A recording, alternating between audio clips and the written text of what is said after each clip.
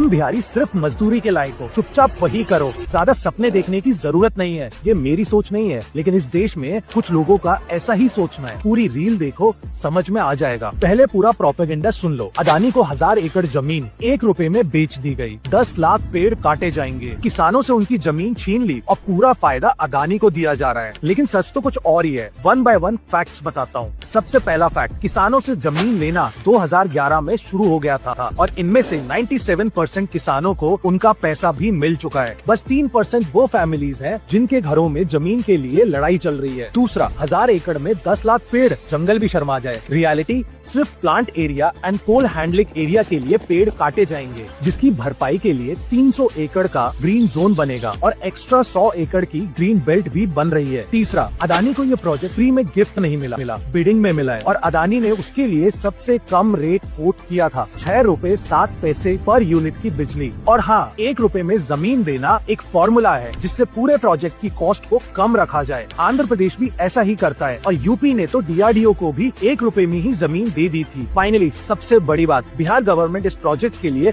एक पैसा खर्च नहीं करने वाली। पूरा 29,000 करोड़ रुपए अदानी अपनी जेब से लगाएगा। जमीन की मालिक भी बिहार गवर्नमेंट ही रहेगी। तो फिर फेक न्यूज क्यों? क्योंकि कुछ लोग चाहते ही नहीं है कि बिहार डेवलप हो, बिहार के लोगों को सस्ती बिजली मिले, बिहार के लोगों का फायदा हो, क्योंकि इससे उनकी राजनीति और सस्ते मजदूर दोनों ही खत्म हो जाएंगे। अब तुम बताओ, तुम्हें क्या लगता है, इस प्रोजेक्ट से बिहार के लोगों को फायदा होगा या फिर ये वीडियो मैंने पैसा लेके बना दिया?